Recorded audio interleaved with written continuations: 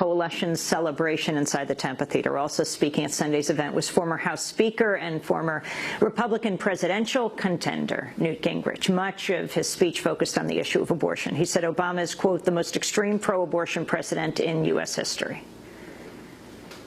Tell you why I feel so passionately about this election and why, frankly, it didn't take me very long after I suspended the campaign to decide that I would do everything I could to elect Mitt Romney and everything I could to get a Republican House and Senate.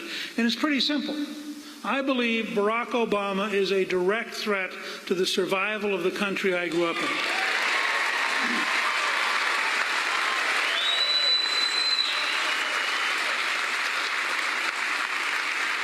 Now, let me take a couple examples because the elite media doesn't want to deal with any of these things. And so let me take a couple examples. The media has been fascinated for 2 weeks about abortion. Well, I have a challenge to them. Next week in Charlotte, read the Democratic Party platform, which in effect calls for abortion on demand, including late-term abortion paid for by the taxpayer. That is the most extreme position in America today, and it's held by the Democratic Party. I challenge the elite. Take a look at Obama's position as a state senator when the Born Alive Infant Protection Act came up 3 times, and 3 times he stood out as uniquely, deeply committed to the killing of unborn children in a way that virtually nobody in the U.S. Senate, it was unanimous in favor of this act, but not with Barack Obama, who was deeply on the side of those who perform abortions. He is the most extreme pro-abortion president in American history. So let's talk about extremism a little bit, since the media loves the term extremist, and then they apply it only to one side. So let's talk a little bit more about extremism. In New York City in 2010, there were 12,139 abortions among teenagers and 7,207 live births. That means 63% of the pregnancies among teenagers in New York City ended up in murder. The killing of unborn life. Now, I think that's a topic we ought to have the guts to talk about.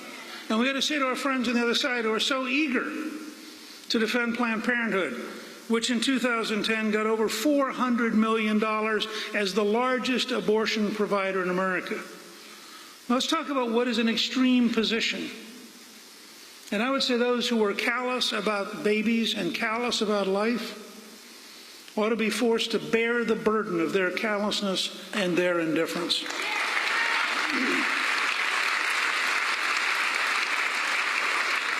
And I would say to any pro-life American anywhere in America of any ethnic background, if you truly care about the unborn, your only possible position this fall is to elect Mitt Romney and Paul Ryan, because they are committed to the right future. That was former House Speaker and former Republican presidential candidate Newt Gingrich. Earlier in the day, Democracy Now!'s Deena Guzder and Amy Littlefield caught up with Newt Gingrich at the Sacred Heart Catholic Church in Tampa, where he attended Sunday Mass. They asked Gingrich about his recent comments calling Obama a food stamp president. They also asked about Missouri Congressmember and Senate candidate Todd Akin's recent claim that women's bodies can prevent pregnancies in cases of what Akin called legitimate rape. But they began by asking Gingrich about Romney's stance on abortion. Let's go to that clip. I think the difference between Romney and Ryan and Obama and Biden is extraordinary. Obama is the most aggressively pro-abortion president in history. His position as a state senator on doctors killing babies that were born alive is astonishing. You look at the Democratic Party platform, which is essentially for taxpayer-funded partial birth abortions on demand.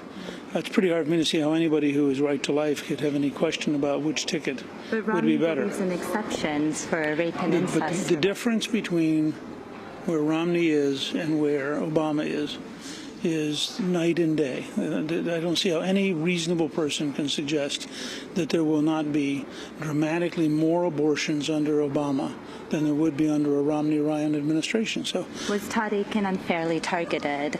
Did he really say anything that controversial? Do you think he was unfairly targeted for his comment about legitimate rape? I'll just say that I think it's fascinating that the news media doesn't want to look at, and I'm going to talk about this at the Freedom Forum this afternoon, or the Faith and Freedom Forum. The news media doesn't want to look at, for example, the fact that there are now more abortions than live births in New York City among several groups. Literally, I mean, more babies are killed. So when we talk about this whole Democratic Party effort, it's totally one-sided.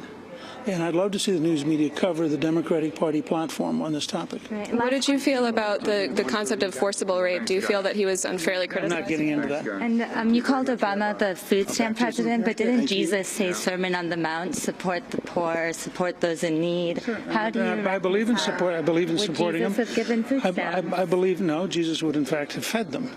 And I'm perfectly for the churches supporting them. I'm perfectly for synagogues supporting them. But I'm also for welfare reform that gets people to go to work, which is the opposite of what Obama just did. And do you believe rape victims should be forced to carry their pregnancies to term? Good luck Thank this you. week. Thank you for being with us. Last question. Democracy Now!'s Amy Littlefield questioning former House Speaker and presidential candidate Newt Gingrich. He refused to answer that question. Earlier, you also heard Democracy Now! Producer Deena Guzder. Gingrich and Wisconsin Governor Scott Walker both spoke later Sunday at a celebration of the Faith and Freedom Coalition, which has launched a massive push to get conservative religious voters to the